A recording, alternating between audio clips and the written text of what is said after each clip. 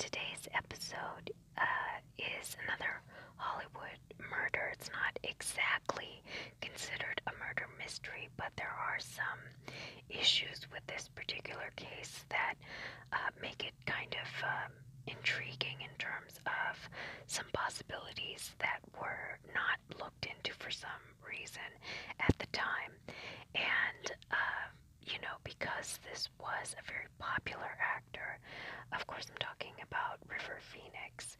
Uh, he was a very popular actor, a young actor, and an actor that people felt went before his time. A lot of conspiracy theories have,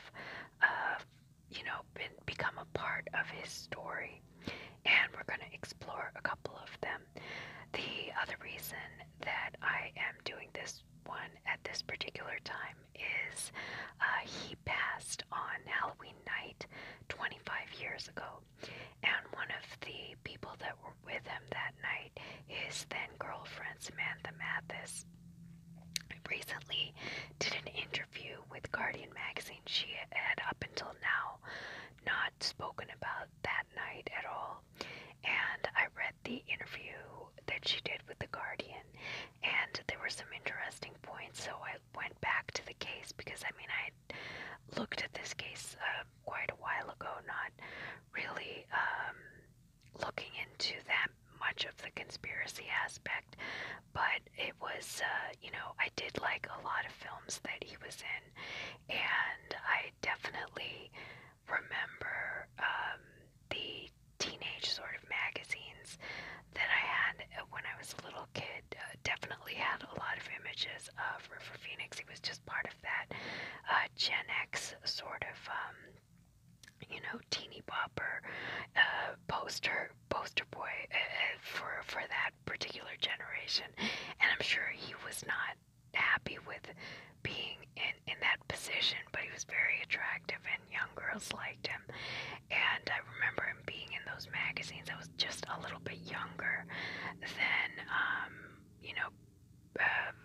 being aware of the films that he was doing right at that time.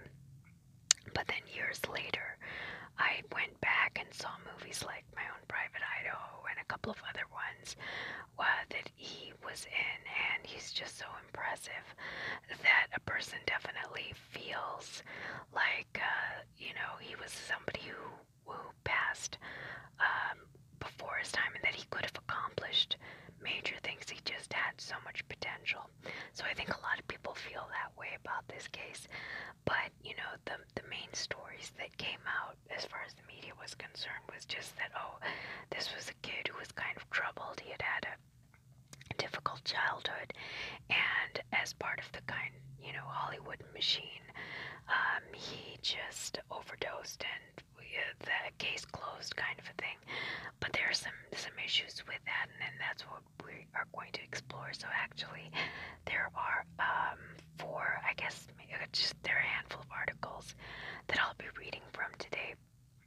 I don't know if I'll read the entire articles, but we'll read sections from them because I haven't been able to find one comprehensive put together piece that has everything in it. But I want to read from his bio first, like a standard, just for people who might not be as familiar with him, because I didn't even realize this was 25 years ago. And then we'll read a little bit from the most recent interview that Samantha Mathis gave from The Guardian, because she added some details that I was not aware of. And then we'll go into some of the theories as to what might have happened, because there was a little bit of suspicious behavior in a couple of areas. And as I was researching this, I didn't even know about some of the people who were involved in the conspiracy, but or the claim to, who people claim were involved.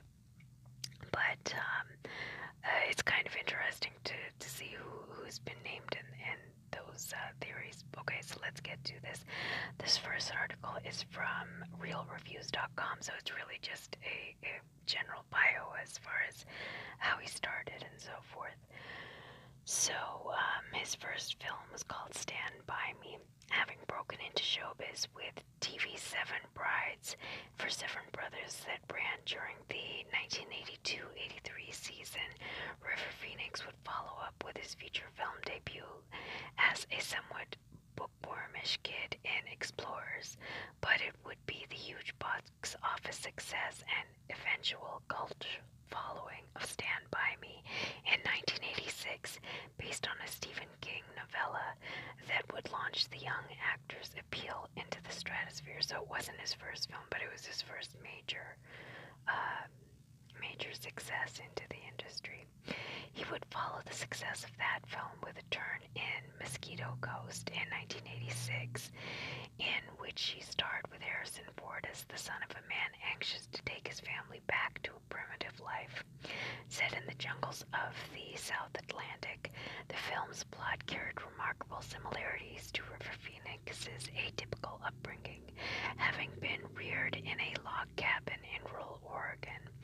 But River accepted his rising star reluctantly, happy that he could help his family by bringing home a paycheck. Atypical of the existing Hollywood feat set, Phoenix was shy, somewhat reclusive, and held a disdain for the spotlight. The Hollywood hype machine left a bad taste in the actor's mouth, leading him to once proclaim, "I've kept my ego and my happiness completely separate from my work. In fact, if I see my face on the cover of a magazine, I go into remission. I shut myself out and freak." Hollywood begins to take a toll, eventually. Following a string of appearances in such well-known films as Indiana Jones, Sneakers, and My Own Private Idaho, friends and professionals began to observe major changes in Phoenix's personality. He was once known for his innocence and wholesomeness. He was a very devout vegetarian, refused to wear leather clothes and jackets, and who so cared for the now diminishing rainforests in Costa Rica, he began buying up large swaths of it to protect it from encroaching development. Phoenix even once publicly denounced drugs like cocaine, heroin, and alcohol, but his typical behavior had begun to change, and people wanted to know why.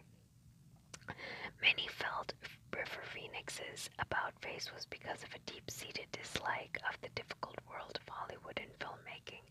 Others speculated it was just his way of lashing out against the unorthodox way in which he was raised. Still others resigned themselves to the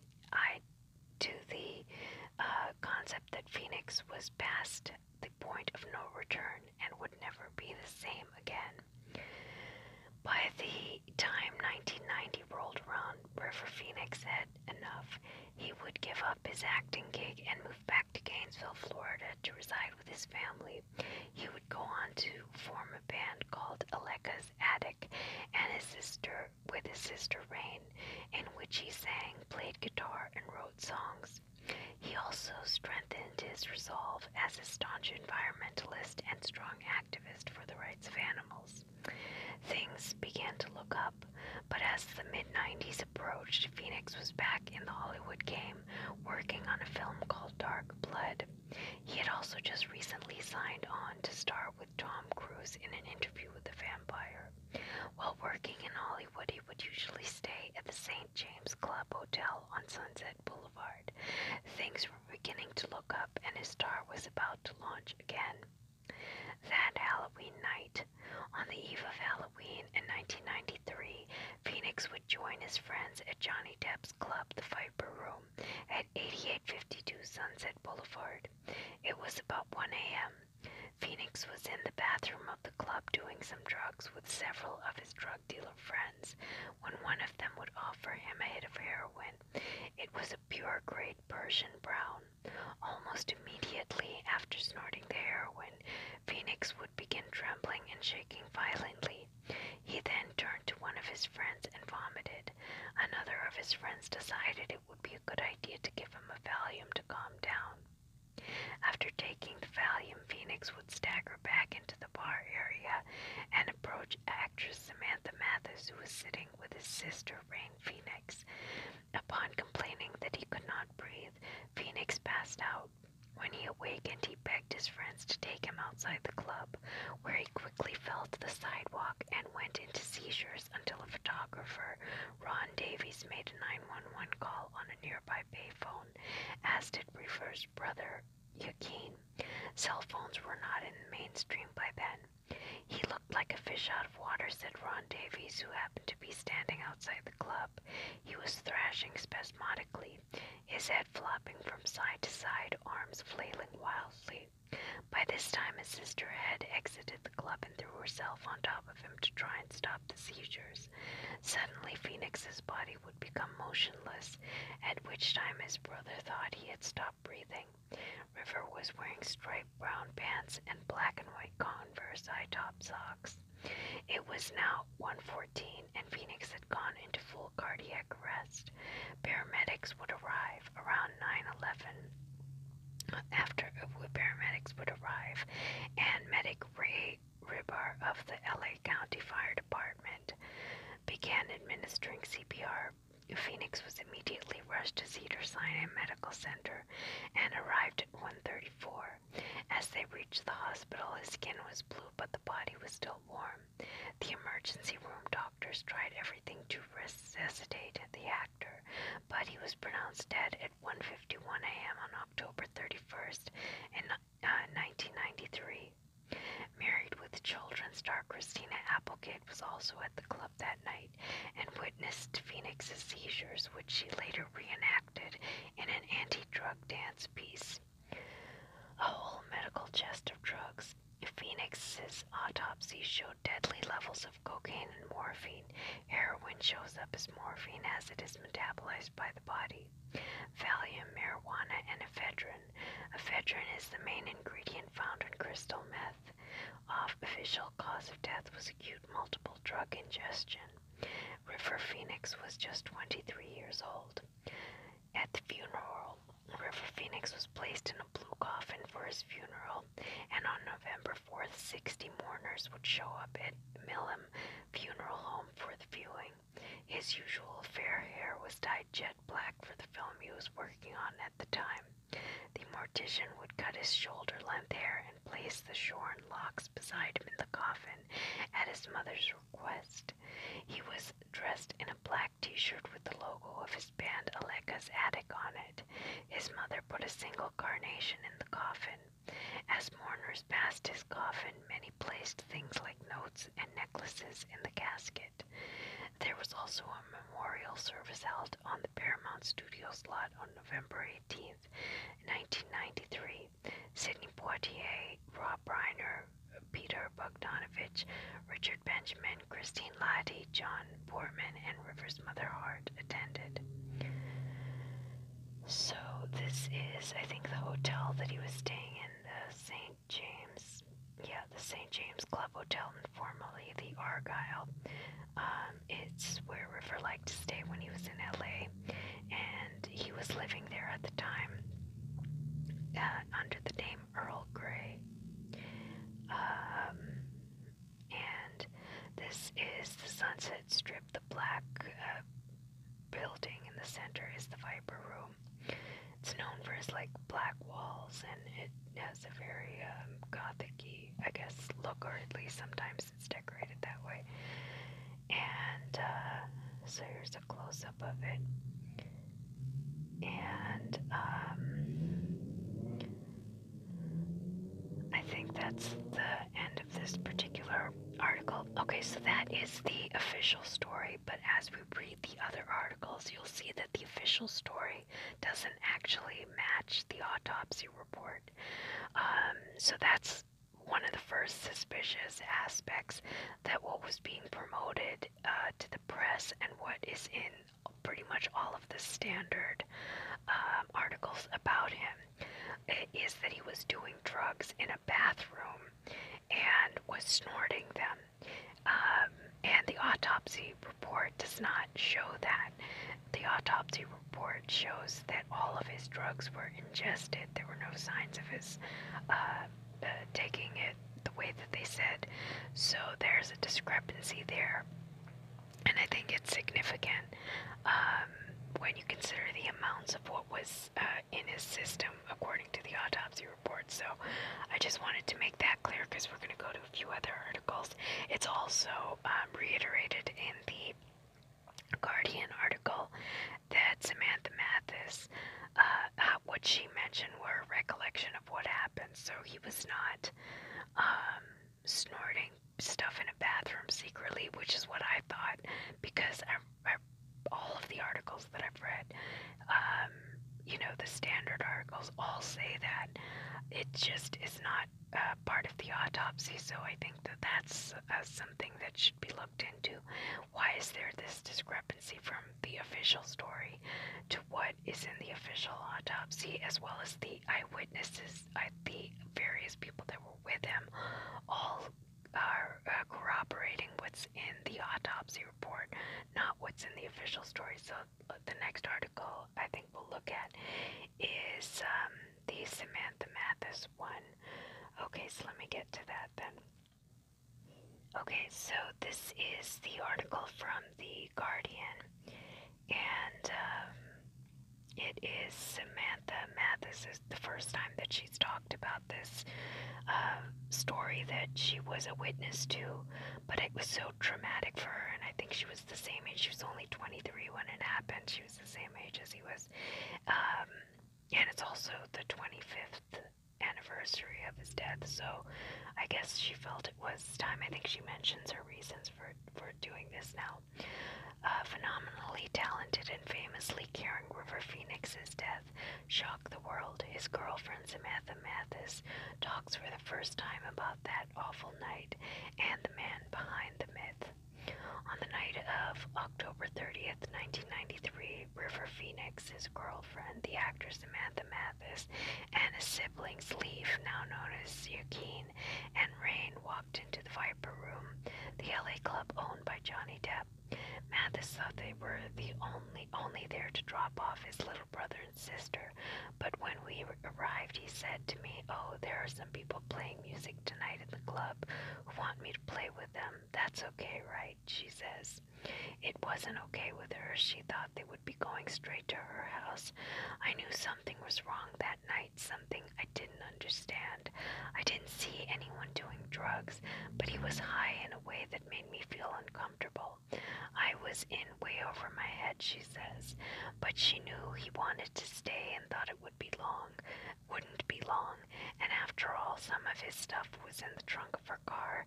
Instead, she says, starting to cry, 45 minutes later, he was dead. Next week is the 25th anniversary of that night when the young actor who had always taken care to eschew all of the usual celebrity cliches died the most cliche death of all. On Sunset Boulevard at the age of just 23, Phoenix had always hated fame but considered its one potential benefit was that he could use it for good and change the world. Talking urgently in every interview about vegetarianism and the environment, it is a template many have tried to copy, but none succeeded like Phoenix because he believed in his ideals more intensely than most people believe in anything. This was the boy who once ran out of the restaurant in tears because his girlfriend, the actor and activist Martha Plimpton, ordered seafood. He was never entranced by the glitz of his own celebrity. When he was nominated for an Oscar in 1989 for his performance in Running on Empty, a journalist on the Oscars red carpet said to him, "It's easy to get caught up in the Hollywood hoopla, isn't it?" "Not for me it isn't," he replied, looking a little surprised by the question. But reacting against success can be risky as embracing it, because it can elate itself to loathing and confusion. "I wish I could go someplace where nobody knows me," he sobbed in his breakout performance in Stand By Me. After he died, his mother, Arlen, known as Hart, told Esquire magazine that her son shared that sentiment. As River grew, he did become more and more uncomfortable being the poster boy for all good things. He often said he wished he could just be anonymous, but he never was. When he wasn't a movie star, he was a missionary. There's a beauty in that, the man with the cause, the leader, but there's also a deep loneliness. Unlike most stars who die young, Phoenix isn't just associated with early death, but also precocious talent. Every young actor from Leonardo DiCaprio to Timothy Chalamet who shows early promise gets compared to Phoenix. "I I knew his father had problems with alcohol or something. I knew there were problems there. When Phoenix came in to audition, it was obvious that he was just an amazing, amazing talent. He could play instruments. He was so bright and brilliant. He could do anything, really, says Rob Reiner, who directed Phoenix in Stand By Me. Yet as talented as he was, Reiner had to coax the then 15-year-old to show his pain instead of bottling it inside. I said to him, I want you to think about a time when someone, an adult, who is important to you, let you down. He nodded and went away to think for a few minutes. The next take, in which he's crying, is the one that's in the movie. He never told me what he thought about. I assumed maybe one of his parents, but I don't know. And when I watch the movie now, when he disappears at the end, it's just very, very sad, says Reiner. Of the 4 child actors in the movie, only 2, Will Wheaton and Jerry O'Connell, got to adulthood unscathed. Phoenix and Corey Feldman, who has said he was sexually abused by someone in the film industry, were less lucky. I ask Reiner if he thinks that reflects on the fate of the child actors in general, that there's a 50-50 chance that they will be out okay. I don't know if it's reflective of child actors exactly, but most about whether child actors have enough of a familial foundation to withstand the difficulties. When I saw Leonardo DiCaprio in This Boy's Life and What's Eating Gilbert Grape, I thought, wow, this kid is insanely talented. If he doesn't have some kind of familial moorings, he's going to fall off the deep end. So when we made The Wolf of Wall Street, I told him I've been worried about him. He said, even though my parents divorced, I always had a good relationship with both of them. So he had that secure foundation, says Reiner. Phoenix also seemed to have a strong family connection during Stand By Me, so Reiner didn't worry about him. He had his mother there with him and all of his siblings. They were all there, Reiner said, then pauses. But I knew his father had problems with alcohol or something. I knew there were problems there. It is always a mistake to confuse an actor with his roles, but it is impossible not to notice that of all the Phoenix's best performances involved him playing a character with a complicated family background. In My Own Private Idaho, probably his greatest performance, he played Mike, a street hustler looking for his mother, who says, if I had a normal family and a good upbringing, then I would have been a well-adjusted person. Didn't have a dog or normal dad anyway. Yeah, that's right. I don't feel sorry for myself. I mean, I feel like I'm, well-adjusted. Then there was Running on Empty, about a lonely teenager trapped in his family's off-grid lifestyle. In The Mosquito Coast, he played the son of a man determined to build a utopia in Central America. In Stand By Me, his character resented being defined by his family's reputation. Back in the 1980s, it was known that Phoenix had an eccentric childhood, but in retrospect, it feels as if few appreciated just how extraordinary it was. His parents, John and Arlen, were traveling countercultural hippies, and when River was only 3, the family joined the Children of God, a Christian cult that believed, among other things, that sex without boundaries was a form of love. Rose McGowan was also raised in the cult. The family moved from Venezuela to Mexico to Puerto Rico to spread the word of the cult, and Phoenix was sent out as a child to rusk in money for food. He was also, he later said in an interview, sexually abused when he was 4 years old. Phoenix almost never discussed the Children of God, but his mother quoted him as saying, "They're disgusting, they're ruining people's lives." The family was so entrenched in the cult that John was designated the Archbishop of Venezuela, but eventually they left it and moved back to the U.S. Phoenix never went to school. Instead, his mother contacted the casting director at Paramount, and Phoenix began working at the age of 8. His siblings Rain, Joaquin, Liberty, and Summer soon followed suit. We kind of miss having a normal childhood sometimes, missing our friends, but when we go someplace we get to meet other people, but then you have to say goodbye to them, 13-year-old Joaquin told a journalist. In 1987, when a TV crew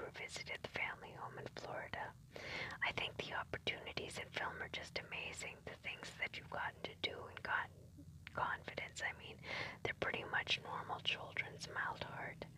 The family was loving and close, but John was complicated. In photos of him from the 1980s, he is the spitting image of Eugene, and River reportedly saw him more as a little brother than a parental figure. John had problems with alcohol, and from an extremely young age, Phoenix felt as if he, not his father, had to support the family. River said to me in that last year, "I just have to make one more movie to put away enough money so my youngest sister can go to college." Mathis recalls, "I don't know if that was true, but I remember him saying that." Mathis is talking to me on the phone from her apartment in New York. So much has been written about Phoenix over the years, but Mathis, who was with him when he died, has never spoken about him in depth before, except to my therapist, she says with a rueful laugh. Partly this has been out of respect to others who loved him, and partly because she was so traumatized by his death that she blocked out a lot of memories. But she recently saw for the first time since River had died The Thing Called Love, in which they co-starred, and his last completed film, and it got her thinking about things she hadn't thought about in decades. So when she got a message from me soon afterwards saying I wanted to talk to her, it felt, she says, like the universe wanted me to talk about him. We met when we were both 19. He bummed a cigarette off me in an LA club. This sounds incredibly cheesy, but I knew I would be with him one day. It just felt fated between us, and there was such chemistry, she says. 3 years after that first encounter, Mathis's premonition came true when they were cast in The Thing Called Love. "I think we recognize something in each other," she says. Mathis has been raised by a single mother and had been acting since she was a teenager. We came from very different families, but perhaps there were some broken parts in each other we recognized. We found safe harbor. After Phoenix died, various people who knew him talked about how they had seen the family famously clean living actor, slipping into drug abuse over the years. Mathis, however, remembers his final years very simple and happy, recalling the times they stayed with his family in Florida and Costa Rica, where they played music and cooked vegetarian food. "We just hung out with his siblings and got to be kids," she says, crying again. "He was so good at hanging out." Perhaps in the absence of a father figure, Phoenix filled his life with quasi-big brothers who tried to help him. Dermot Mulroney was one, Dan Aykroyd another, and Phoenix and Mathis stayed with the latter for a time at his place in Canada. Aykroyd had lost his best friend John Belushi to a drug overdose just over a decade earlier, and he reportedly urged Phoenix to stay away from drugs. Michael Stipe was another. "He met through my sister," says Stipe. "She'd moved to Florida and became familiar with the whole family. I would visit her and hang out with them, and I have 2 sisters who I love very much, but River was like my little brother. We're exactly 10 years apart, and he really did feel like a brother to me." Phoenix's mother had moved the family to Florida as they became more successful to keep them away from the seedier elements of LA life, but Phoenix still saw it as his role to save people, and as he started hanging out with various creative people in Los Angeles, he tried to help them come off heroin, going so far as to get one particular individual into rehab. But when he needed help, they didn't help him. In fact, in some cases it was the opposite, said Mathis. She says Phoenix was, as far as she knows, sober during their time together, but I was very young then, in the days before he died, though I knew something was going on. I knew he was high that night, but the heroin that killed him didn't happen until he was in the Viper Room. According to the 2013 book Running with Monsters by Phoenix's friend Bob Forrest, Phoenix had spent the previous days on a massive drug binge with Red Hot Chili Peppers guitarist John Frusciante. River stayed with John for the next few days and probably didn't get a minute of sleep. The drug routine stayed pretty consistent for all of us. First, smoked crack or or shoot coke directly into a vein for that 90-second electric brain bell jangle, then shoot heroin to get a grip and come down enough to be able to carry on a conversation for a few minutes before you start the cycle again. On the night of October 30th, 1993, when Mathis realized River wanted to stay at the Viper Room, she went to the bathroom. I knew he was high that night, but the heroin that killed him didn't happen until he was in the Viper Room. I have my suspicions about what was going on, but I didn't see anything, she says. When Mathis came out of the bathroom, she saw that what she thought was Phoenix in a scuffle with another man, and the two of them being pushed out of the club side door by a bouncer. Then she went out on the street after them. She saw Phoenix drop to the ground and go into convulsions on the pavement. Thankfully, this was before the paparazzi had become ubiquitous, so no one took photos, but it also meant no one was around to help. "What have you done? What are you on?" Mathis shouted at the other man. "Leave him alone, you're spoiling his high," he retorted. Mathis desperately tried to get back into the club to get help, but the side door was firmly shut, so she ran around to the main door, searched through the club for Phoenix's siblings, and they all dashed outside. Yakeen called 911 for help in a phone call that would almost immediately be leaked to news stations. "He's having seizures. Get over here, please, please, 'cause he's dying, please," sobbed the 19-year-old Phoenix, who already flatlined by the time the paramedics arrived and was pronounced dead at the hospital. He had died from an overdose of cocaine and heroin. After he died, everyone had a theory about how the beautiful boy with such great aspirations had gone so wrong. Today, Mathis remembers him as sensitive and obsessive. He felt things on his heart very deeply. Plimpton said after he died he was just a boy, a very good-hearted boy, who was very messed up and had no idea how to implement his good intentions. Phoenix was younger than James Dean when he died, and his death was at least as seminal for his generation. Before he died, he looked like even more of a sure success than Tom Cruise, and his absence made space for other young actors to emerge, like DiCaprio, most obviously. Leo told me he saw River the night he died, before he went to the Viper Room, says Rayner, and that might have been a warning, because Leo never ever got into drugs. DiCaprio ended up playing at least 2 roles that had been intended for Phoenix, taking the lead in Basketball Diaries and Total Eclipse. But the reason Phoenix is still revered today is not because of his absence, but because he still feels so present. He was such a natural actor that his work remains amazingly undated, and while being a missionary actor might have cost him personally, to a very large degree succeeded in his mission. One of the biggest ironies about Phoenix is that he hated celebrity and tried to reshape it, but in doing so he inadvertently coined many of the cliches that now define it. Rare is the celebrity today who doesn't talk about vegetarianism and the environment. He also made being an actor with a side project, his band Aleka's Attic, look cool instead of indulgent, because it suggested his creativity could not be contained in one art form. "It is almost impossible to imagine," says Kurt Cobain, who died the year after Phoenix in today's celebrity world, but it is extremely easy to imagine Phoenix living on a ranch in Idaho or California, acting in occasional indie movies, urging all of us to look up from our phones and thinking of the land, the sea, and the sky. I'm looking at a photo of him right now. "Oh wow," Mathis says, briefly trailing off. "I think if River was still here, I think he'd be acting, directing, saving the environment, just living and hanging out. Oh gosh, wouldn't that be nice?" So you might be able to hear it started to rain pretty strongly. I'll try to speak a little, whisper a little louder, but that was the article that she gave to The Guardian 3 days ago.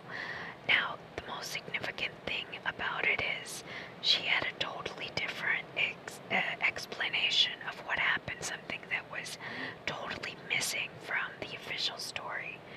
This thing about there being a scuffle just as she's exiting the bathroom.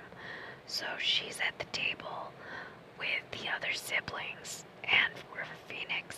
She says that he's a little high, sort of bubbly, but not drugged up in any way. He was just sort of in one of those moods, and he had probably taken something.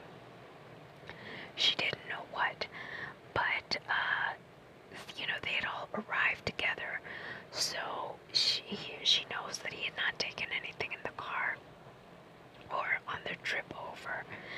But by the time they actually got to the club, they're all sitting there. And in another article, which we'll get to, River is given a drink at the table and drinks it in front of them. She then goes and gets up and goes to the bathroom.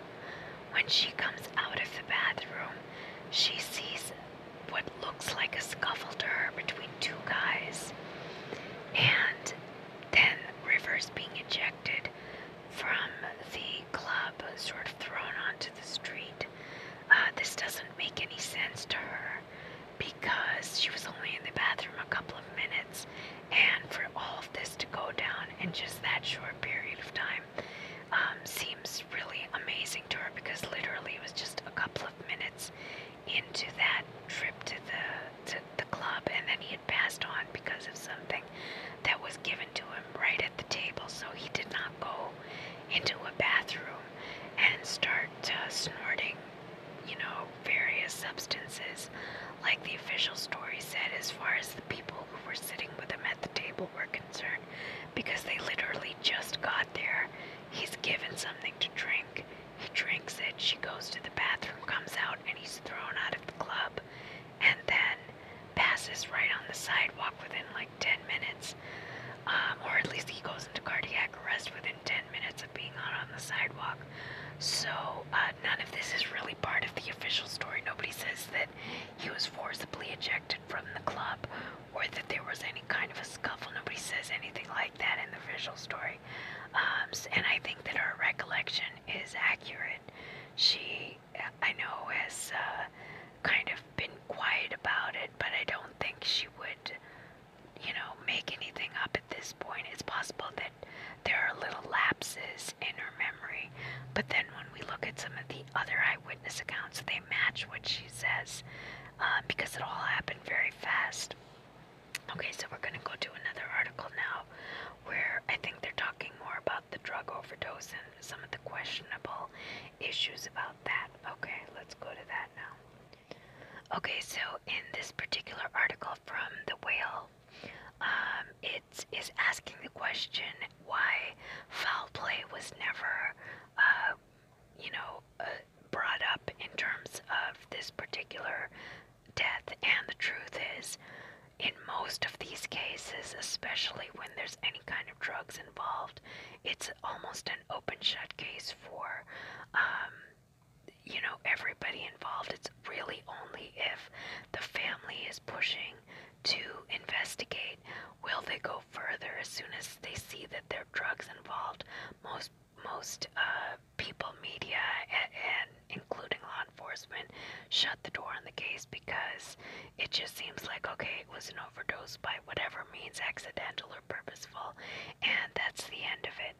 But some of this is questionable in terms of what's going on, and that's what I think this article is going to be asking, those kinds of questions. Okay, so it says, who killed River Phoenix? The fatal overdose of River Phoenix on Halloween night leaves hanging a host of questions concerning his death. Why is it, for instance, that 3 days later, medical examiners announced that autopsy tests were inconclusive, but ruled out foul play? If the cause of death was unknown, how could the coroner possibly dismiss the possibility of murder?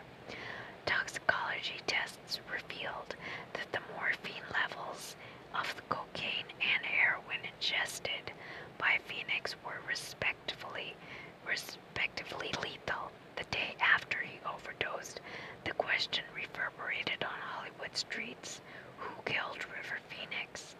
The conclusion that Phoenix dose seems premature. No one knows how the narcotics were administered. No needle marks were found. The identity of his supplier is known. He is not some shadow melting back into narco obscurity.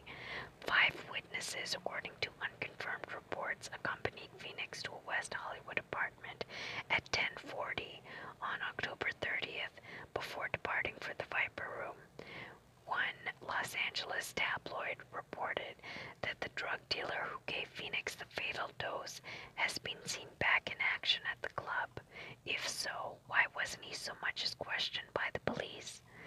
Media interest in the family was eroded by false reports that Argentine prosecutors had been hamstrung by a lack of medical evidence. In fact, the death of River Phoenix coincided with investigations of the family spreading across Latin America. The last thing the cult needed was a popular junkie film star scattering the news vacuum in the U.S. media by expanding in some Hollywood fanzine on his sexual initiation into a cult with notorious international political connections. So what they're referring to, they didn't really segue into that particular paragraph. The family is in reference to the cult, the Children of God, that Rivers' family was involved with when he was a child. And the magazine that they are talking about was 2 years prior to Rivers' death. He did an interview with Details magazine. It's available on the internet. And in that, he just kind of sporadically goes into this memory of how he was literally being forced to conduct sexual acts with other children while adults watched, and he was 4 years old. Now, that particular cult, the Children of God, had a policy of subjecting children to some sort of sexual orientation at a very young age, and the reason they claimed is because part of their agenda was in order to attract new members into this particular cult, they would use these children basically like child prostitutes. So it's a sick, gross kind of a cult, and this was part of what they were doing. That was part of the reason that they shut down and that there were this number of arrests. But surprisingly, they had a tremendous amount of pull and influence in terms of their political involvement, because what they would do was get involved with politicians in various countries where they had strongholds, and they would, provide this, they were part of a pedophile ring, essentially, and they would provide these children to these politicians, which they could then use as blackmail in order to keep their stronghold, and, whether it was for money or taxes or what have you, they were able to maintain their stronghold despite all of the allegations against them, because people were complaining about the various methods that were being used as well as what was going on with children. And it was ignored in all of these countries because they had all of these politicians in their back pocket, because of whether, I don't know if they had video, but they had blackmail type information on them because they were providing these children to them. So there was this very bizarre, intricate network of this particular cult, and part of what one of the conspiracies about Rivers' death is that because he started talking about it, that the cult, who really is a powerful group, political group as well, was upset with it because he was already very popular, and that he was speaking publicly about one of some of the actions that go on within that cult. He was also, his father was a high-ranking member, being the ambassador to Venezuela of this particular cult. The thing is, articles and exposure of this particular cult had already happened, so it wasn't like River was breaking the news about it. He was just bringing it up again when most of the hoopla about this cult had died down. They were trying to renew their image in the early 90s and say that whatever happened censorship, but it was a whole new ball game now, is what they were claiming. And then here's this popular actor just even recounting this story of what he had gone through, because it's so disgusting when you think about it, that it just is going to sour anybody's opinion of that cult who may not have been aware of its past history, new members or whomever that they were trying to recruit in the 90s who might not have known about all of the other stuff. Maybe would have just gotten exposed to find out about it based on some of these articles. So that's one of the conspiracy theories, is that cult, also they're known as the family, wanted him silenced, essentially. And, there's something to it, but on the other hand, it was 2 years after the article was released. It wasn't like right away.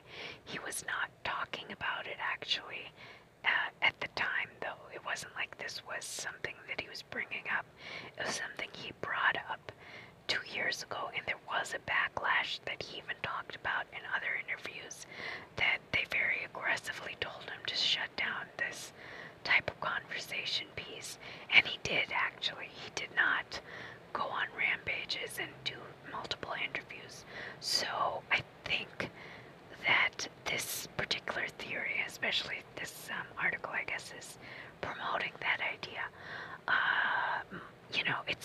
It's there, but it doesn't necessarily mean that was what was behind this particular situation. Okay, so I just wanted to explain what they were referring to in that. Okay, so we're back to the article. In fact, River Phoenix had a reputation for talking too much. In the press, the Phoenix family had distanced itself from Berg's. Berg was the leader of that cult, emphasizing their separation from the children of God. We were flower children, John Phoenix, River's father, who refuses to tell reporters his true name, told People magazine in September 1987. We were full of faith and loved everybody. John Phoenix was so deeply rooted in the cult that he was named Archbishop of Venezuela by the group. Rainbow Phoenix, River's sister, told Life magazine in August 1987 that she debuted as a performer at South American shopping plazas. We used to sing and hand out pamphlets, she said, but after 2 years in Venezuela, the family wanted out of the cult.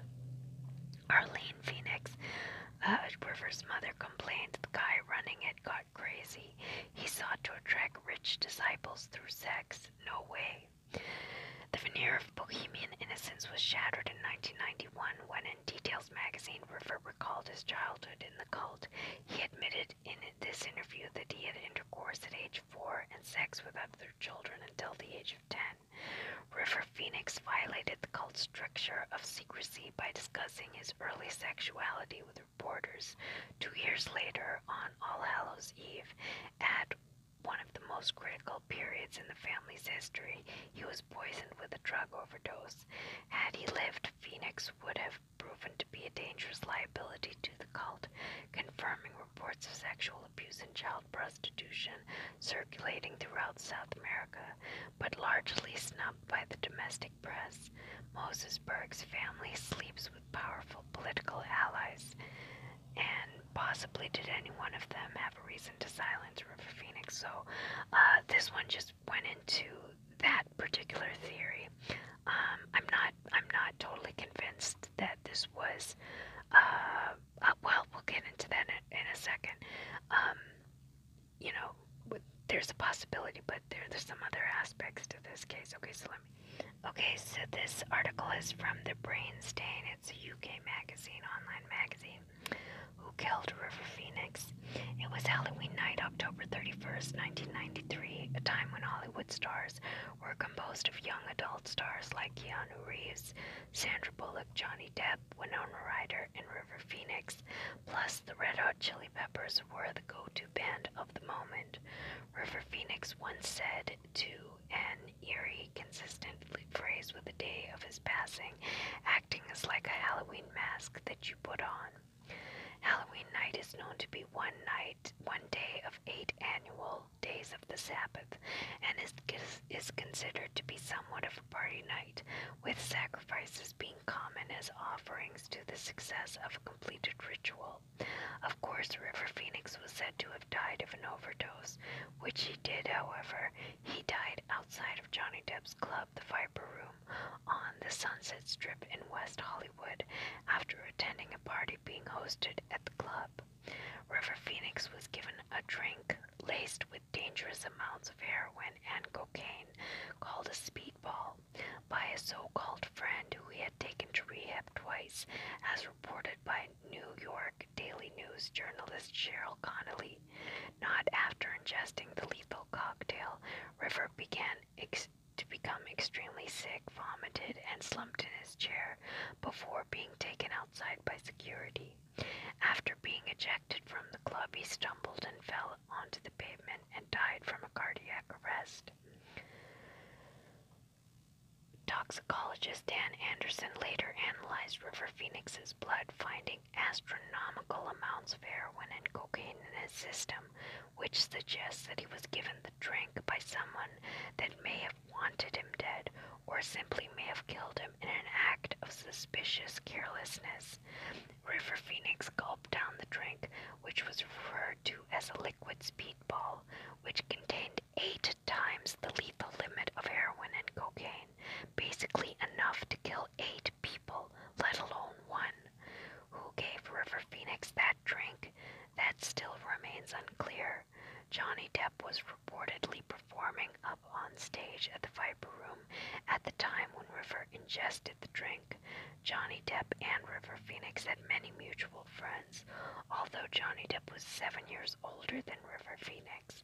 Johnny Depp used to be engaged to actress Winona Ryder, and they were together for 4.5 years, from 1989 until sometime in the year 1993.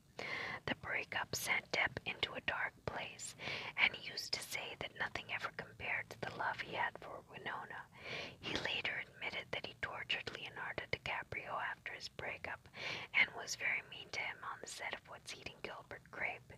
He had also said in interviews that he used to fly into jealous rages in his relationships with women in order to end them. Seems like Johnny had a bit of a jealousy problem. Last year, Johnny Depp divorced Amber Heard after reportedly being physically abusive and jealous towards her, accusing her of sleeping with other men. The divorce papers also cited that his ongoing drug problems were also a factor. River Phoenix was raised in a hippie-ish type commune growing up, previously living in Venezuela as a young child. His family was part of a controversial Christian cult called the Children of God. River Dunn's, whose family later changed their name to Phoenix, as in the phoenix that rises from the ashes, when he moved to Florida, was reportedly sexually abused and lost his virginity at 4 years old, as he stated in an interview with Details magazine in 1991. Needless to say, he blocked it out of his memory and kept it repressed for all those years. Indeed, he was somebody with a very disturbing past, which of course led on to his drug problems later in life as a result of his checkered childhood. It's curious that River came from a Christian cult, but later fell into an untimely death in Hollywood, where Satanism is said to be rife. River's death was a tragedy, but despite drug problems, a lot has to be questioned regarding the drink that he was given at Johnny Depp's nightclub. Maybe it was just another one of those Hollywood cases of yet another bright young star dying off from an overdose before his time, or perhaps there is something more to the story. Johnny Depp famously tattooed an homage to Winona Ryder on his upper arm, which read Winona Forever, which Depp then later changed to Wino Forever, sometime after starting to date Kate Moss. Here's something very curious. At the time of River Phoenix's death, before completing the principles of photography for the film Dark Blood, which was only recently released in 2012, River Phoenix was to star alongside Winona Ryder in an up-and-coming project called Broken Dreams. River Phoenix was 1 year older than Winona Ryder. Obviously, that film never went into production because River Phoenix died on October 31st, 1993, according to the book by Bob Forrest, Running with Monsters.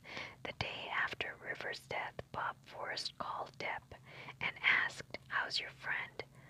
Bob then informed Depp, "Dude, River is dead," to which Johnny Depp said after a long pause, "Oh my God," after which Depp quickly hung up the phone. Forrest wrote, "The next morning, Depp, along with everyone else who knew what happened that night, left town." The decision of many to leave town after Phoenix's death could be seen by some to be highly suspicious. It is possible that one of the people who fled town that day could be the true culprit who gave River Phoenix that liquid speedball. If so, why did they do it? Was it truly to kill him, or was it a critical mistake that cost a young star his life? Who would have wanted River Phoenix dead? Did the police ever investigate Phoenix's death as a murder rather than a simple overdose? Was it purely an accident by someone else's hand, or was it a simple case of River just talking too much that night and killing himself? After River's death, Johnny Depp closed the Viper Room for 1 week, and people laid flowers outside the nightclub in his honor. In 1989, Johnny Depp said in an interview in regards to Winona Ryder, "I'd die for her. I love her so much. I don't know what I would do without her. I'd kill myself. I love her almost more than I love myself." River Phoenix was also an aspiring musician, and he had wanted to be in a rock band in the days leading up to his untimely death. Phoenix was said to have been staying with John Anthony Frusciante of the Red Hot Chili Peppers. Phoenix was also friends with the rest of the band, along with Johnny Depp, according to Bob Forrest's writings. On the night of River's death at the Viper Room, Frusciante and Phoenix arrived at the club already high, and once they had entered and gotten comfortable in the VIP area, lots more cocaine was being passed around. John Frusciante once said this about the death in general, about River's death in particular: "Everybody dies. I don't know it's that big of a deal. For instance, in River's case, I think it was more of shame that he was even born than he would have died, because he didn't even like this life. He didn't like this place, and he's in a better place now, you know, and that's, I don't know, I don't think it's a big deal." In '93, Johnny Depp also directed a short film in tribute to John Frusciante. It's 12 minutes long, and it was just entitled Stuff. You can watch it and its weirdness on YouTube by writing in Stuff 1993, as the link won't play unless you yourself search for it, which is weird in itself. Some people believe that River Phoenix's death from a drug overdose is very suspicious, but when a young Hollywood star dies of drug overdose, it's sort of a common yet deeply horrible tragedy for everybody. But can it ever be pinned down as deliberate act by an unknown hand? As of yet, nobody knows for sure. The early 90s were surely a wild time. Rest in peace, River Phoenix. So that was an excerpt from Running with Monsters by Bob Forrest. Okay, so this was not like the greatest article, because they were just jumping back and forth trying to insinuate that Johnny Depp, because of his personality quirks, had something directly to do with River Phoenix's death, and that if you look on the YouTube, the internet type conspiracy type videos, they do bring in Depp as a possible having some involvement. He might have been part of a little bit of a cover-up or protecting some other people that were part of their mutual group of friends. So let's look into this, because I think this is actually where some of the information is important in terms of exactly what happened, because, like I said, the official story gives a totally different picture, and actually a false picture if all of the eyewitnesses are to be believed. You know, that he's showing up and going into bathrooms and doing drugs, and then just takes so much and goes into convulsions, and that's the end of it.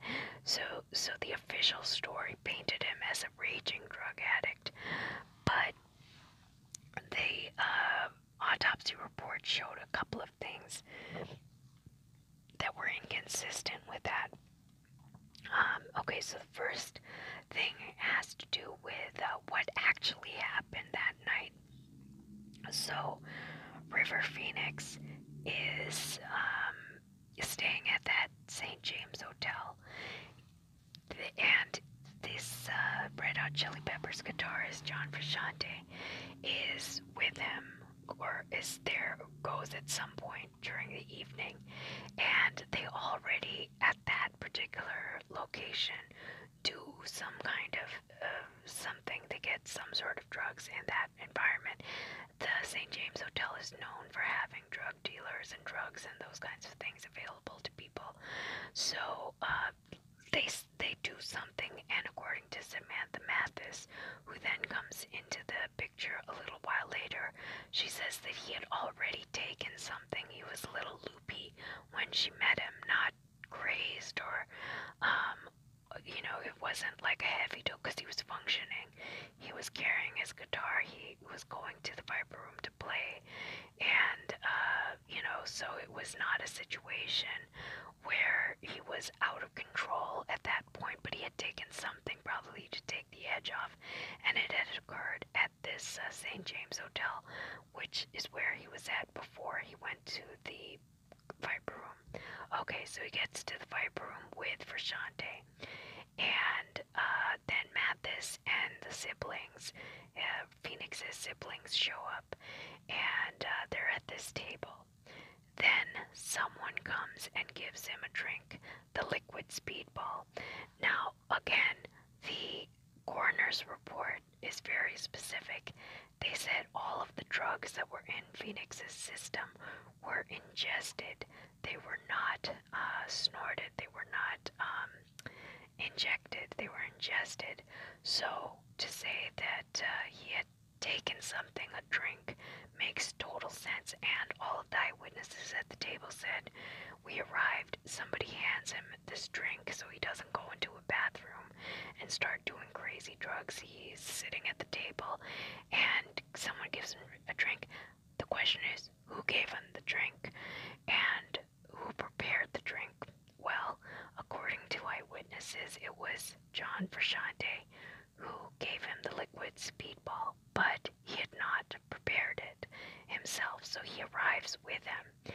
There is a VIP room at the Viper Room, so they're all kind of hanging out.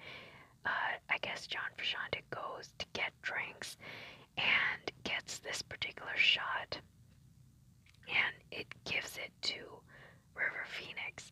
But who made the shot? Because what was in it was something called Persian brown. It was a very pure form of heroin that was dissolved inside of the drink, plus cocaine. And it's a very strange drink to give somebody, because people who are drug addicts, who are looking for the next high, or in this case, Phoenix wanted to go and perform, so maybe they wanted to take the edge off or whatever was going on. This particular, to ingest the drugs does not give a particular high the way that a drug addict would normally want to take it, which is through injection. This is why it's so weird that why was he given a drink?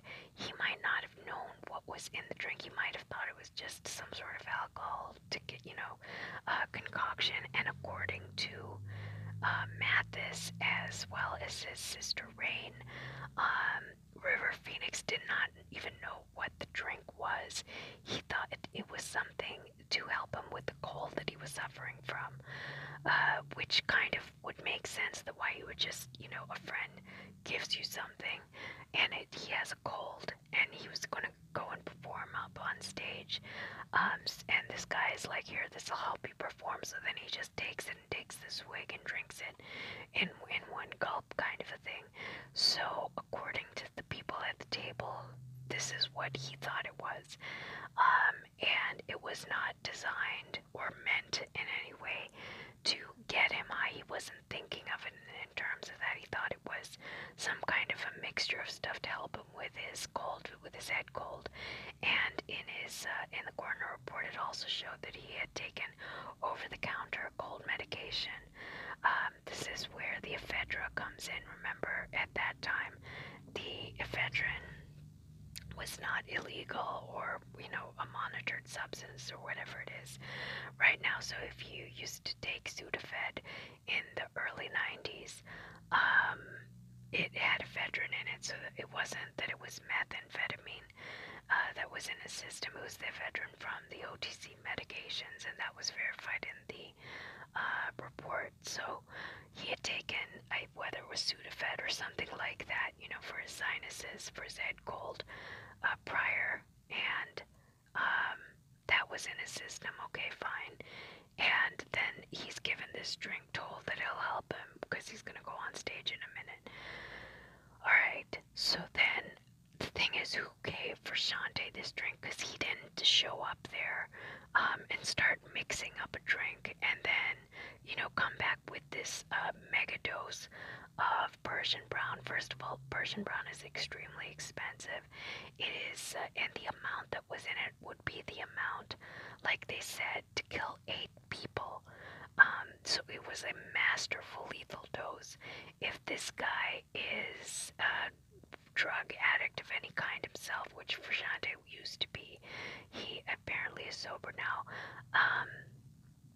I don't think he would mix that much. They would have some concept of that being an excessive amount, 8 times the lethal dose is what they claimed would be the entire stash of what a drug dealer would have brought to an event to pass out to various people, not just handing, the entire, it's as if they dumped an entire bag of it into this drink.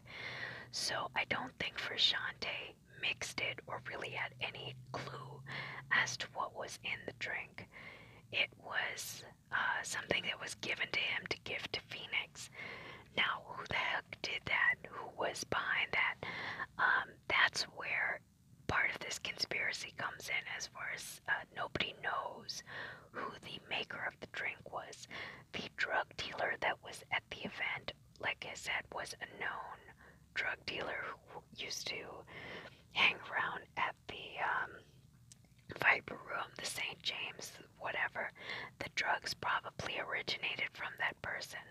But then why would the drug dealer want to kill Phoenix? Because Phoenix is a cash cow for him, essentially. You have a young Hollywood actor who's already addicted to stuff. It's a never-ending business opportunity, so that person is unlikely to want to give him a lethal dose, and is also unlikely to want to waste his entire stash in one person's drink and to dissolve it, because it's basically a total waste. Not only is the individual not going to get any kind of a buzz, that was a guaranteed kill drink. There is no way around it. And nobody who had any experience with drugs would ever put that amount into this sort of a, situation. They would never put 8 times the dose and dissolve it, which is more or less wasting it. It was going to kill the person, but it's also not going to do anything for them. They're not going to get any kind of a high out of it, because when it's ingested, it's metabolized too quickly, and so there's literally nothing that comes out of it but this reaction. So it was somebody, whoever it was, knew what they were doing as far as just making sure that it was a mega dose, 1, and 2, the question is, who the heck was that? Who was it that mixed the drink or put it together? And is it possible that they stole the stash from whoever it was that was dealing drugs, threw the entire thing in quickly, mixed it up, and handed it over and said, hey, give this to River. It'll help him on stage. That's what's seems to have happened because of how quickly this occurred. Frashante goes up to the area to get the drinks. He's handed this drink to give Phoenix. He comes, gives it to him, saying that this will help you on stage. I don't think Frashante knew what was in it, and River definitely did not know what was in it. It would not have benefited either of them. You know, there was just no point to it. It's not like he was purposefully suicidal or anything. He was in the middle of a work schedule, and he had brought his guitar to go up and play, so he's not going to take a lethal dose on purpose. So he didn't have any prior knowledge of it. There is someone behind the scenes within that little environment of the VIP room that put that much heroin, mixed it with cocaine, but put that much heroin into a drink. And again, they may have gotten it from the drug dealer, but I don't think the drug dealer himself was the person who put it in. He would have no need to do it. It's not like he wasn't paid by Phoenix or that he had outstanding bills or something like that. And then this is where the conspiracies, the two main conspiracies about this situation are cropped up. That one, it was a hit called by this so-called family, this cult, this Children of God family, who has a tremendous amount of members within the Hollywood community. It's surprising how many members there are, or former members, who are still apparently loyal to them, but are now claiming not to be involved with the cult. So, like, for example, Rose McGowan's father was ambassador to some, I think, country in Europe, similar to, the way that River's father was this Archbishop of Venezuela. I think it was Christina Applegate. Not Christina Applegate, sorry, Winona Ryder, who was in an offshoot membership of this rainbow cult, who was also part of this larger extended family unit of this Children of God cult. So there were just all kinds of members, and then you have these people that nobody knows their name. But they were all former children of this particular group. So it's possible that somebody wanted this to happen on this particular night.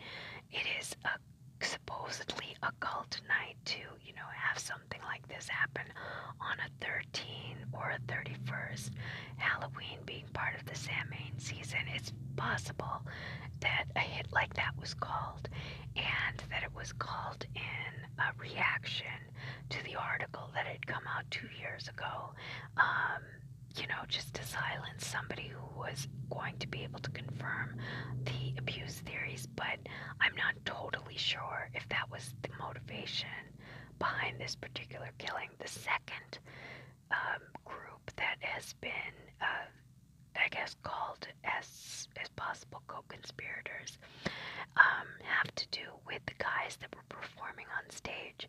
So remember, they said that Johnny Depp was performing on stage with his band Flea, the guitarist from, or the bassist, is he the bassist from Red Hot Chili Peppers, was up already, and Frashante and River Phoenix were planning on going up. According to eyewitnesses at the club, Depp did not want River Phoenix to come up on stage with him, and part of the reason was he felt he wasn't a strong enough guitar player. And apparently within this little very small subgroup of actors, guitarists, whatever, although Phoenix wanted to be a member of this group, they didn't think he was a particularly good guitar player, and he wasn't respected within this little clique, but they didn't want to hurt his feelings. So according to eyewitnesses, Depp said, give him something so that he, can't play, basically. Just go give him something was basically the request. Now, if this is true, who did he say that to?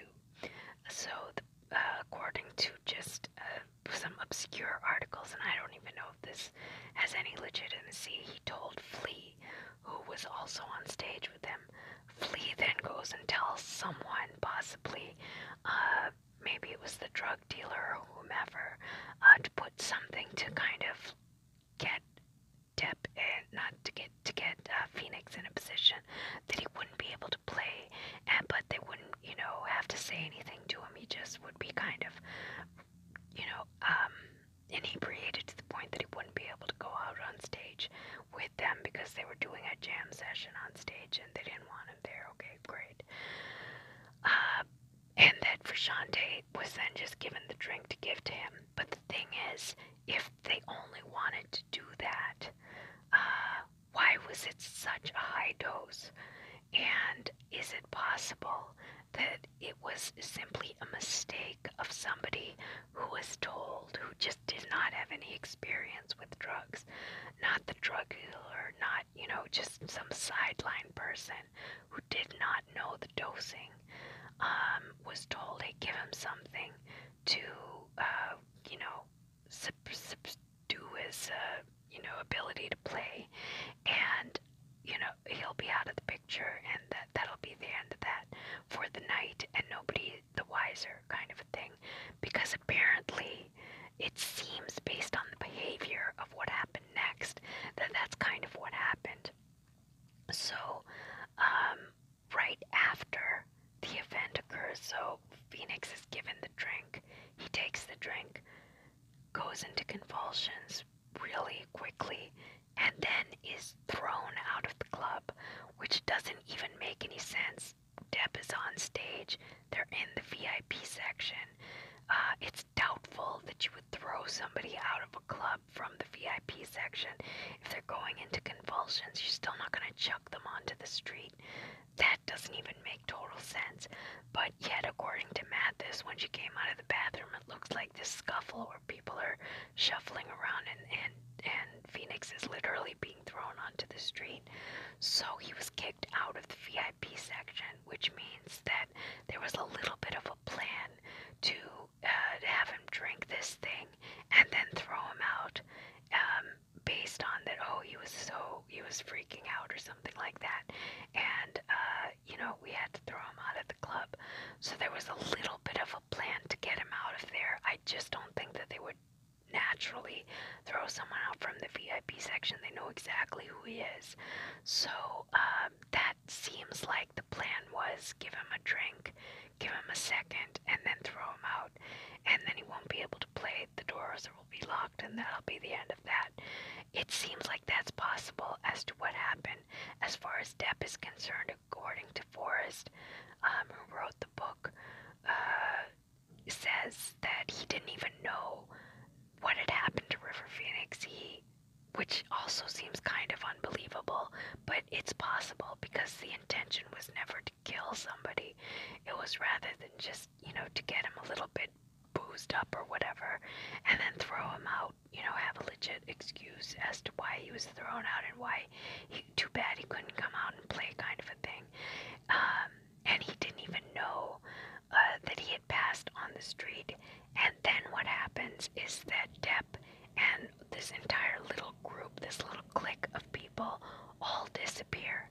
Now, when Depp was wanted for questioning in this situation, he said that he is on suicide watch with John Frashante. So John Frashante, the guy who gives him this drink, becomes suicidal right afterwards, which makes sense if you feel that, oh my god, the drink that I gave this kid was the one that did him in.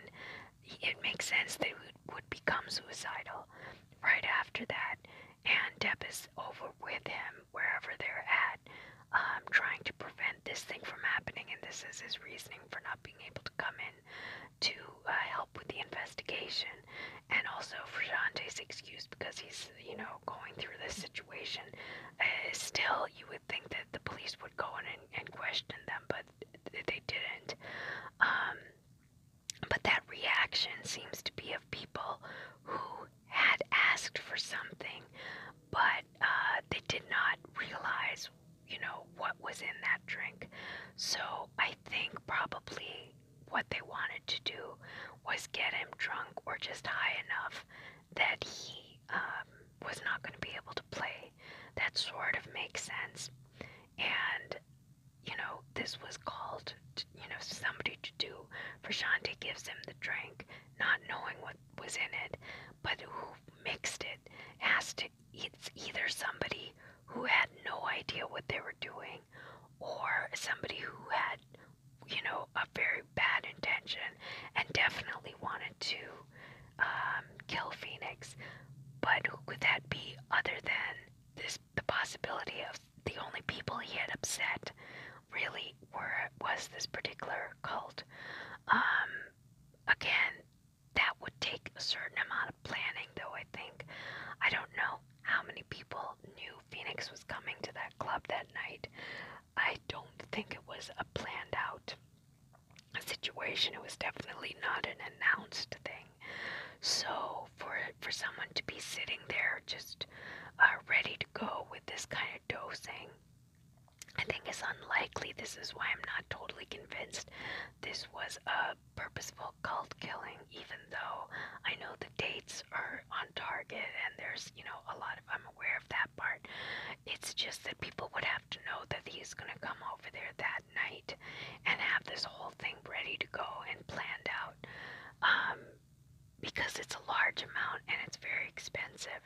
So, there has to be a little bit of organization behind this.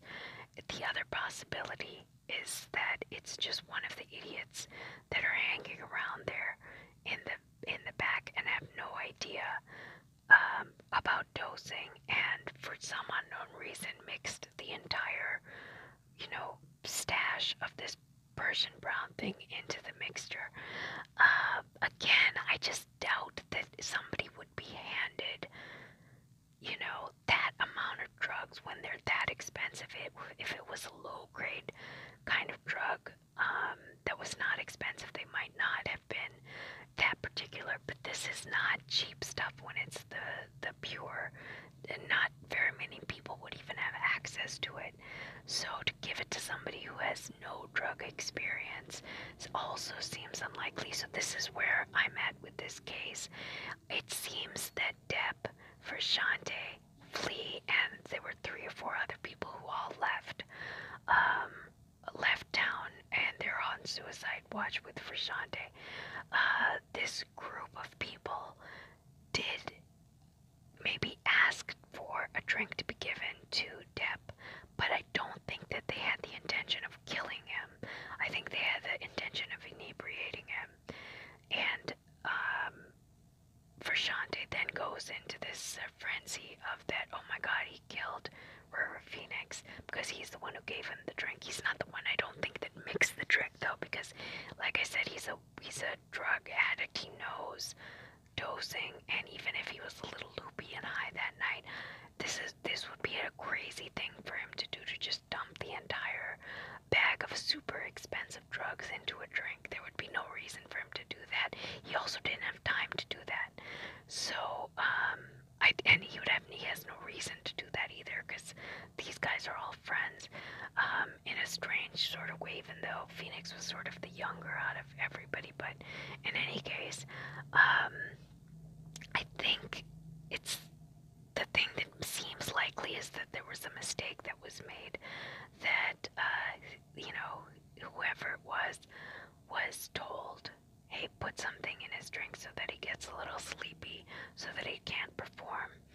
And somehow this person had 0 experience, with substances, and put the entire bag of this particular substance. Now, why were they given such expensive drugs, or had access to such expensive drugs? I don't know. Then it does become suspicious in the other arena, that, okay, well, that is weird, for someone to be completely oblivious to dosing in this particular group of drug addicts, and then would be assigned this job of, spike the guy's drink just a little bit. Then that's even weird. Why would you give them the most expensive stuff to spike the drink with? So I don't know if it is a cult type associated thing, where, let's say, there was a member from the Children of God and this and River Phoenix had a hit called out on him from before, and these guys are all hanging around in the same area, and maybe word had circulated that he was going to come and play that night, or that he was being encouraged to come and play that night because the band didn't want him to play. So who is it that wanted him to play? Someone had invited him over to come and play, and that's probably who they should be looking at. Look, who is pushing River Phoenix to get to the Viper Room that night, when the band had been pretty open about the fact that they didn't feel that he was up to par with his playing skills for him to play on stage, and therefore they wanted to kind of eliminate him, from playing or being even in the position to play that night. They didn't want to tell him because he's a friend of theirs. So then who is inviting him over to play over there? That, I think, is suspicious. Could have been Frusciante, but I don't think so, because Frusciante would know what was going on as far as the band's feelings towards this guy playing. So it's somebody else. Somebody else called him up to come to the club that night, and if that's the case, it's possible that the drink was ready to go, and they were told, hey, give this, just handed it to Frusciante as soon as he went to the bar, and said, give this to Phoenix, and he did, and then they drank it. But then the conspiracy comes in. Who is Depp, Frusciante, Flea, and whomever else protecting? Because they have to know, within that little network, who could have possibly done it. Like, they must have questioned, if Frusciante didn't put the drugs in the drink, then who did? They have to know who it was. Was it the drug dealer, or was it just the drug dealer's material? If it was his material, who bought it that night to have so much access to it? So it seems like it could be a situation. This was a spur of the moment decision that, okay, get the kid over to the club that night, and be ready like this, in this capacity. I'm not totally sure. I'm still at the position where I just cannot decide if this was a cult activity pre-planned, or if this was a mistake. Both options, when you come to the very end of it, have too many questions associated with it, time-wise, because it was years after the interview, and also, who was it that would be in the cult that would have this kind of access to, being able to get a drink to Phoenix, and that would know he has a cold and would drink this thing. You know what I mean? Like, there's a lot of intricacies. It has to be someone within the tight network, but then also has to have animosity towards him, and nobody knows who that could possibly be. And if they do know who it is, it's obviously someone who they're scared of, that they're not even wanting to expose, in any way. And it's possible that that person, whoever put it in, could have just made a drastic mistake and just put the entire thing in. And then Frusciante is feeling the intensity of it, because he's the one who handed him the drink. I don't think he's the one who mixed it. So I do feel that there is something suspicious about what happened, but it's just not clear if it was a mistake or if it was purposeful. The other weird thing is that this was not properly investigated after the fact. His parents just did not push for a further investigation. Like I said, it doesn't matter that Frusciante is on suicide watch and that Depp is with him and is, monitoring him. And so police should be going over there and questioning them, but they were not pushed to go and do that. So this just became an open shut case of a guy taking 8 times the amount of heroin, which is beyond belief. This is a kill amount as far as when you get to the numbers. And they're not looking into who could have possibly had a motivation to do it. Cult member is one group that they were clearly upset about him. As far as the Hollywood machine is concerned, I don't really know if there was some kind of animosity towards Phoenix. He had completed all of his required whatever the requirements were. He was not jumping off films or anything. He was maybe trying to push back a little bit, but he had not negated any contracts or done anything like that the studios would have something against him. If anything, he was somebody who had a tremendous amount of money-making potential, and the fact that they could keep pulling him in, even though he would claim that he would want to retire and get out of it, they were consistently pulling him in. Every time they had a good role, he would come down. So I don't feel that it was an inside job from the Hollywood machine. There seems to be that it either falls under the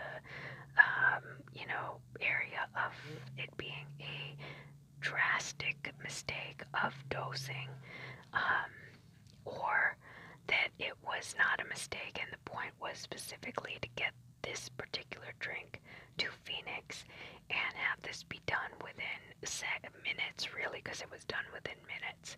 He drank it and was on the sidewalk just within minutes and went into cardiac arrest. So it was extraordinarily fast, and I think that is what shocked Mathis and everybody else.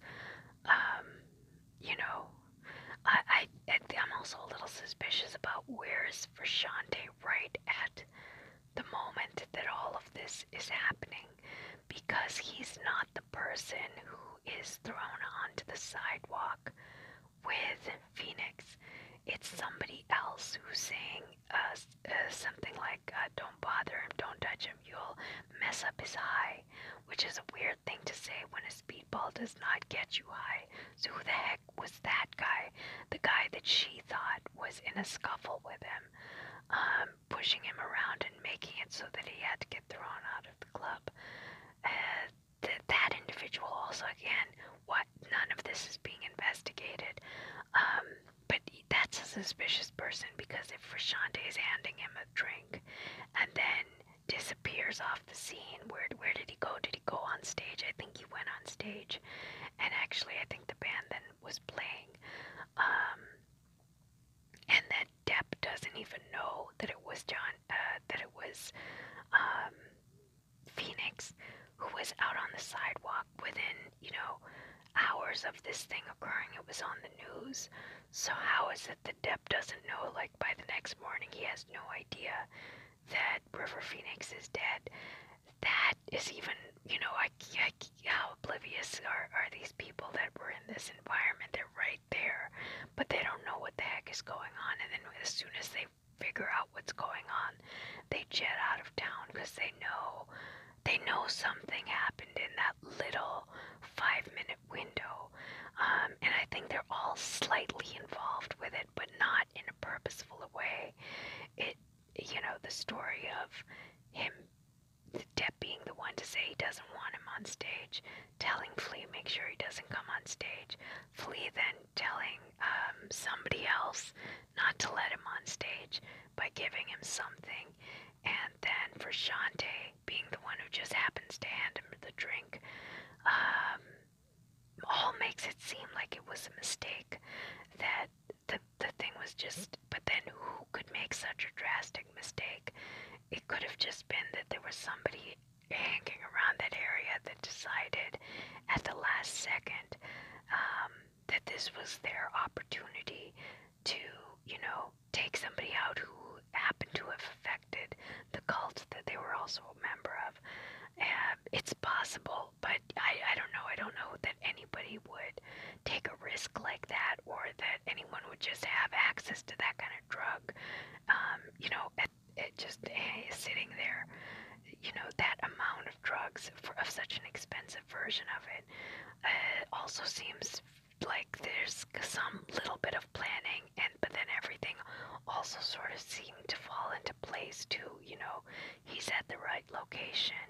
They don't want him to come on stage. All of these things. So it's very hard to decipher what exactly happened. But it seems like the people who knew that they were somehow involved, even though not purposefully, it makes sense that they would then be totally distraught and then want to get out of there, because because they know that they were involved with it, even though it was not maybe purposefully done on their part. But they I think, are also protecting somebody that they also know might have done the dosing. And again, police not pushing this and the family not pushing this.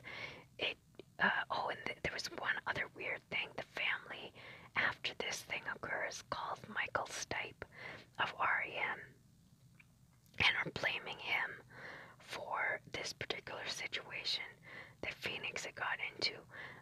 Stipe wrote a song about it later on too. That's even weird. Why are they going after Stipe? So there seems to be some inside story that nobody is getting to, and nobody's really talking about it. And somebody is being protected in this whole thing. And is that cult, the so-called family, the reason that that person is being protected? Because there's a real fear of what this group can do. That's the only kind of conclusion that I can come to, that there is something strange about this death and the fact that it was not properly investigated, and that, there is this weird past involvement with this very nefarious and dangerous group who seems to have these bizarre links within this industry and within political circles as well, and that this former child actor, was directly involved with them, and that his father was involved with them at a very high level. So, I don't know, that's the only point that I've gotten to it with this, because I think that somebody in this whole thing is being protected within this very little tight network of people that ran away as soon as they found out what had happened. They clearly were not aware of it, and otherwise they would have fled before the scene. So I don't think that they were purposefully involved. I think they were accessories and got scared because now they realized, oh my gosh, something did happen. And I think you would think that they would try and figure it out on their own. But then once they did figure it out, they knew they couldn't reveal it either, because too many heads would roll and they would endanger themselves. It seems like that's maybe what happened. Okay, and in a final bit of weirdness, as far as this case was concerned, and I guess this, pushes it in the direction of a planned murder, or kind of occult-oriented killing, is this very bizarre aspect to River Phoenix's name. So if you guys have seen the movie Sneakers, it is one of Phoenix's final films. I don't remember if he did it in the year prior, or I think it came out in 92. So in any case, the opening sequence of this movie, it's a spy movie, like kind of a cute, fun spy movie. And in the opening sequence, what they have done is created anagrams out of the various stars' names. So an anagram is when they mix up the letters of some word and it creates another word. Now, anagrams are interesting because they are sometimes used in occult rituals, or what you might call lesser magic spells. Sometimes when a particular ritual is being carried out, they do small versions of it first, almost like a test run, almost to, I guess, clear the energy pathway for the actual ritual to take place, and this falls under the category of lesser magic. It's lesser magic has a lot of different aspects to it, but it's a concept where one possibility is that, if you can provide this energy pathway, it will help to clear the way for the event to go off without a hitch. But it also is in a particular way almost telling people directly what you're going to do before you do it, and in this way, without people's negative response to it, it's as if they give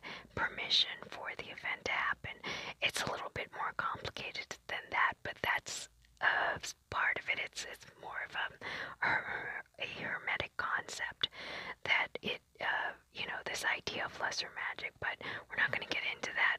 The main point that I'm bringing up is that these anagrams are sometimes used in that respect. So, like, you'll sometimes see on these conspiracy type videos the names of certain, let's say, public figures or people who have committed major crimes, if they are claiming that these individuals were maybe MK Ultra victims, or somebody who is like committing a staged event, the false flag or something like that, that their names can somehow be turned into other words that are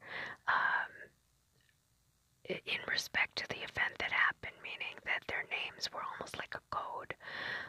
But who could have broken that code other than somebody who already knew?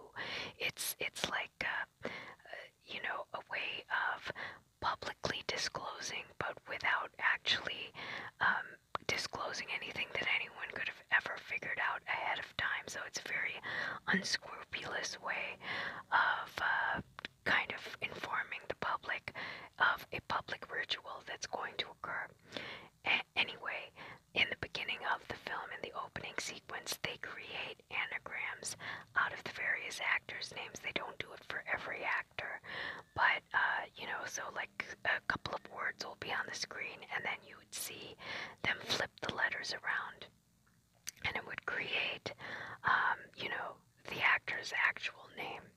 So this goes on and refers one of the actors that is in the movie. Now, I did not know this. I read this in one of the articles, but when you create an anagram of River Phoenix's name, now this kind of blew me away. This is what it creates. Just let me show you 1 second here. Okay, so the anagram for River Phoenix's name is Viper Heroine X.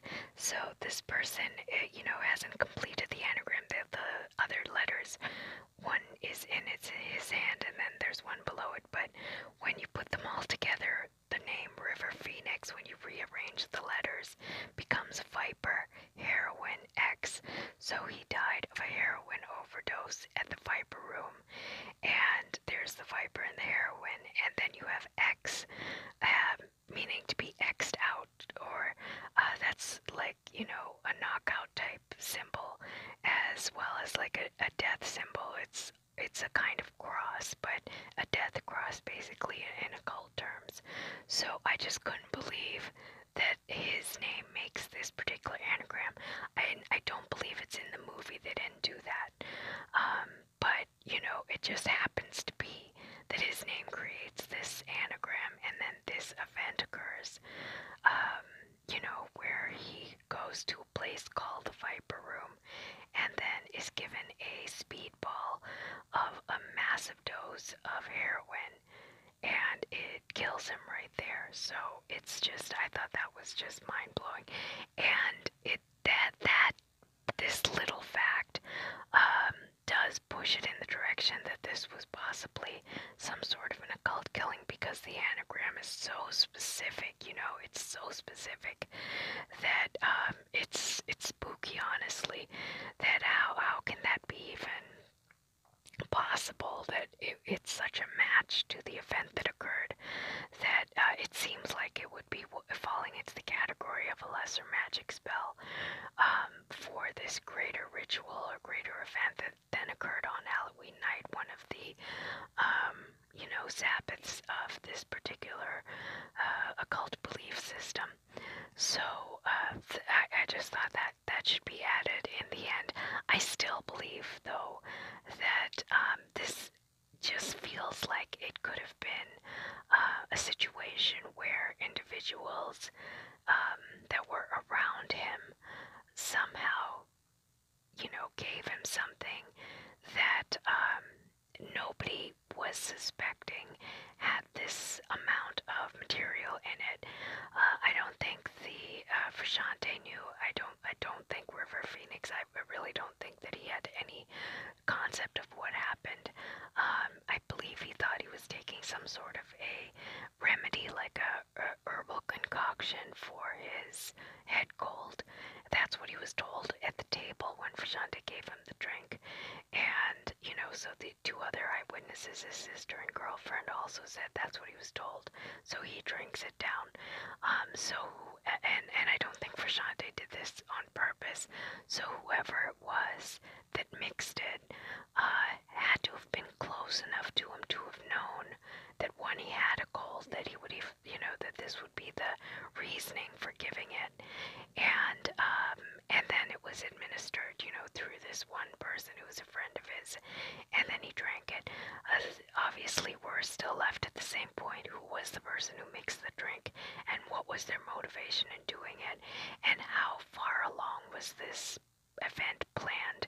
Was it a spur of the moment thing? Was it a mistake? Was it, a long-term planned ritual specifically to occur on this night?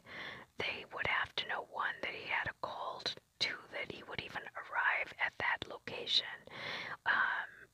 Were they the ones who invited him there, or pushed him, to come that night and perform on stage? And then the various band members that then disappeared once they found out what had actually happened to Phoenix. What is their role in it? It seems like they do know who was responsible, but are somehow protecting that individual. The question is why? Is it out of fear? Is it out of some kind of loyalty?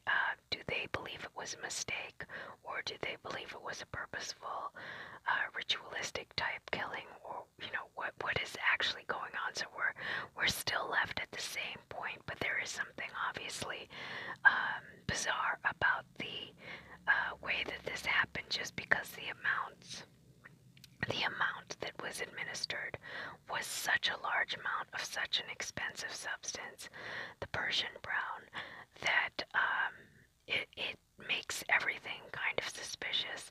And it's unfortunate that his parents were not willing to have this properly investigated. No push was made to have the various, it's not a large group of people that were involved with this. It would literally be like 5 interviews that they would have to do, and they negated to do that, to, investigate just maybe those 5 people, the one who gave the drink, the one who mixed the possible drink, because they could easily find that out. This was just in the VIP lounge. It was not in the main bar, that there could be a lot of different interactions. They were, just an isolated group in there, and that little thing was not investigated properly. At his funeral, only one person brought it up, and everyone at the funeral balked when he said, "I want to know who gave River Phoenix that high of an amount of heroin." And it's as if nobody wanted to even discuss it. Everybody was upset, obviously, because it's a funeral, but that person was clearly frustrated by the situation, that people are so accepting of the fact that, okay, he's past this 23-year-old kid with all the potential in the world, and people were acting like he was an 85-year-old man who had, lived a full life and had experienced all this stuff, and they were all, content with the fact that he had passed, including his family. It was an upsetting thing for some of the people at the funeral, that they just couldn't understand how, the mentality of what was going on with the family.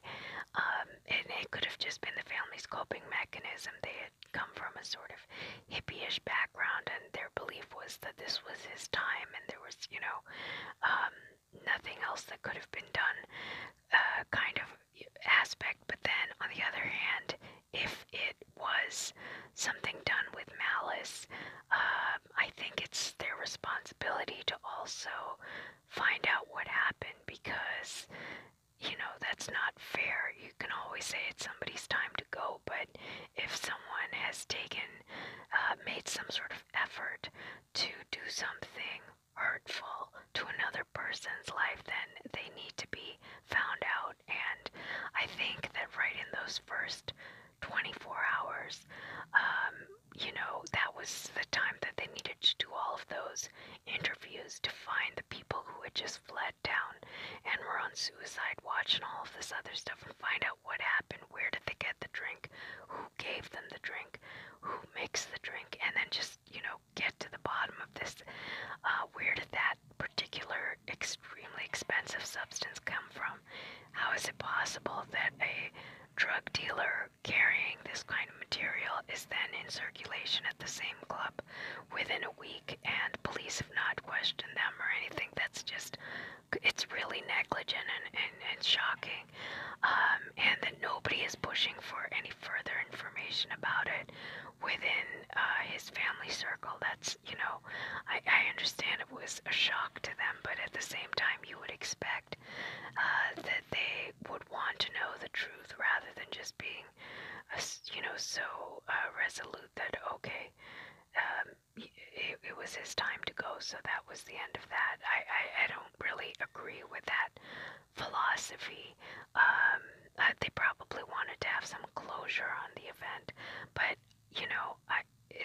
are they not left with questions as to what happened, or do they really believe that their son was this level of a drug addict?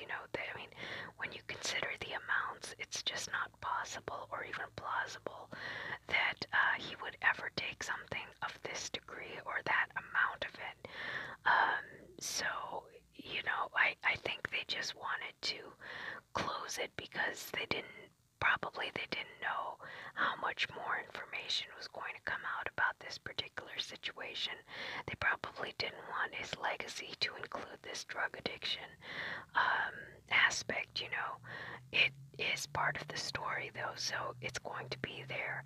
But what was interesting in the autopsy is that they said, other than this overdose, right, what was in his stomach contents, other than that, there was no alcohol in his system, and there was no sign of long-term drug use, because the organs show long-term drug abuse. So if he was a raging drug addict, it would show up in his organs and tissue samples, and the autopsies clearly said that he did not have signs of that. According to Samantha Mathis, he had been clean and sober for the last 3 months because he was in the middle of filming that movie, his last movie, Dark Water, and was on a very particular diet of eating artichokes and something else, because the character was living off of the land, and he was doing sort of a methody thing of, replicating that kind of a diet. And so he was not eating anything excessive. He was always a vegetarian anyway, or at least since he was 8 or something like that. And his body did not show signs. He actually was, according to the coroner's report, a healthy 23-year-old, a little bit underweight. And the underweight was due to the current diet that he had been on of just eating very sparse amounts of food for the character work that he was doing. So he was underweight, okay. 2, he had no signs of long-term organ damage of the kind of drug abuser that publicly he was being presented as. And even according to his own account, he said he only partakes in these sorts of substances when he goes to parties. When he's at home, he doesn't do anything. So even his parents and everyone else says when he's in Gainesville with them, he doesn't do any of these things, and he doesn't have access to them. So apparently he was a sporadic user, but he was not, he did not show signs of the wear and tear of the kind of drug addiction that they have presented him as having. So then if the parents knew this, then, for him to suddenly be taken out by a megadose of that would kill 8 people, you would think that they would then question this as to why would their son ever have this amount of stuff in his system? Where would he get it? Why would he take it? And simply the fact that the this was not injected or snorted according to the coroner's report. It was ingested. I mean, that just would, and everyone at the table is saying he only had that drink and then went into convulsions. So it's like you would think that they would want to investigate further, because this seems like it's a sort of a hit of some kind. So this makes me think that maybe everybody is scared to find out what the truth is, because it is leading into some kind of dangerous territory. It's also a little strange that he would go and meet DiCaprio as his like final meeting at like 10:40 or something. He goes and meets DiCaprio before the Viper Room situation, before he goes to the hotel. I think he goes to the St. James again, and then he goes to the Viper Room. But that, on that night he meets DiCaprio, and DiCaprio is the one who takes over all of his upcoming roles, The Basketball Diaries, and some other 2 or 3 movies that he was slated to do. DiCaprio took those, and Christian Slater took the other one. Christian Slater was also at the Viper Room that night. He took the Interview with the Vampire. So I understand these guys are all, just young Hollywood, and everyone's hanging around in the same places, but it is a little weird that he should meet those 2 guys on that night, and then they were the ones who directly benefited from the, roles that he then left open. I'm not saying that they had anything to do with it, but I'm just saying that it just was it's a strange coincidence, I think, that it all sort of lined up that way, which again then makes it seem like there was some kind of planning involved with this. But then who was doing the planning, who was regulating his schedule, who's taking him to DiCaprio's apartment, and then who is inviting him to the Viper Room when the band that is on stage doesn't actually want him there? So who is pushing him to be there?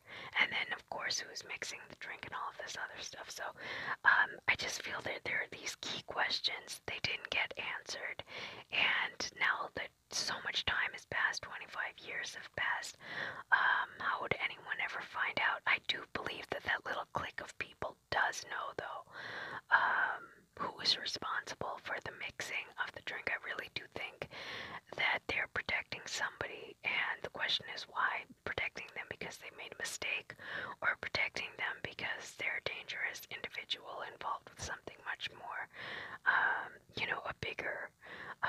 a bigger kind of organization. That's I think the question. That's where I'm sort of left at with this particular case.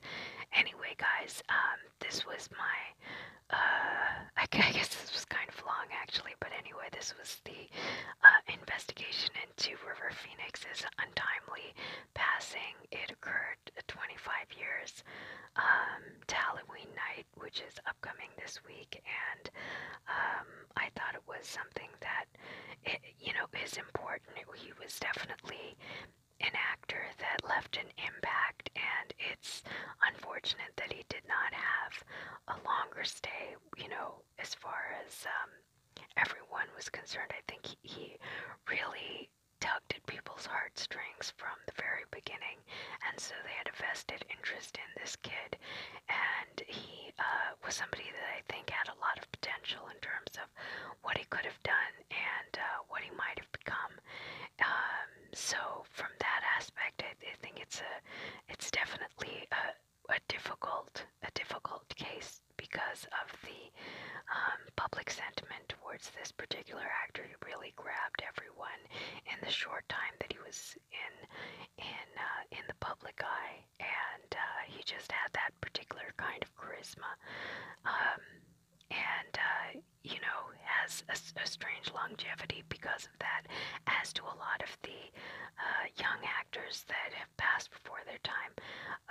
The very next year, Kurt Cobain went, and so it was almost seemed like back-to-back events in the early 90s of these iconic figures that were very representative of that era and the look and the feel of it, and they left such an impact, and then were gone, and that's its own case. The Cobain really get into. I have a lot of opinions about that as well.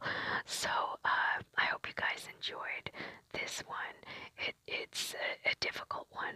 I definitely, when I was going through it, I've been reading this stuff all week long, and it's definitely been getting to me. So I hope you guys enjoyed it, and I will talk to you